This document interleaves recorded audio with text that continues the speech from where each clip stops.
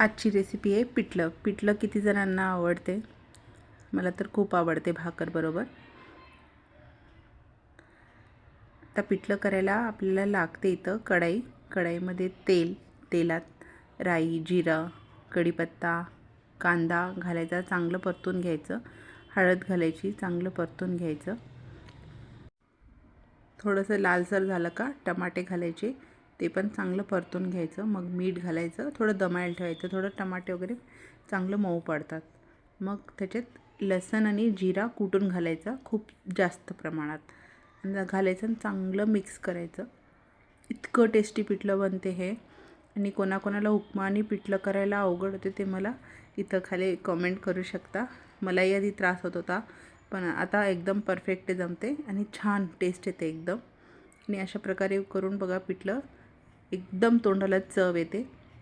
आता हे पाणी घातल्यानंतर त्याच्यात मीठ घालायचं चवीप्रमाणे, मिरची, मीठ चांगलं शिजून घ्यायचं. ते चांगलं शिजत आलं म्हणलं का कोथिंबीर घालायची खूप जास्त आणि शिजायला द्यायचं. जसं शिजणं झालं म्हणले की त्याच्यात आता आपण बेसन घालायचं, चण्याचं पीठ, आणि घालून चांगलं मिक्स करत घालायचं. त्याच्याने काय होतं, ते गुठली वगैरे होत नाही, घट्ट पडत नाहीत. एकदा दोनदा जमत नाही, तिसऱ्यांदा जरूर होते तुमच्यानं. करून बघा.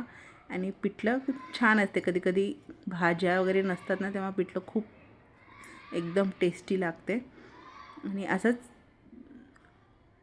या प्रमाणात करून बघितलं तर तुम्हाला इतकं चांगलं रिझल्ट येते ना. आरामात मिक्स करायचं, पिठलं रेडी होते आणि भाकरीबरोबर खायचं, झणझणीत छान लागते. आणि नेक्स्ट असेच चांगले चांगले व्हिडिओज घेऊन मी तुमच्यासमोर येते. आणि कमेंटमध्ये सांगा की पिठलं आणि उपमा करायला कोणाला त्रास होते ते. खूप अशी इतकी सोपी रेसिपी आहे ना, पण खूप जणांना जमत नाही.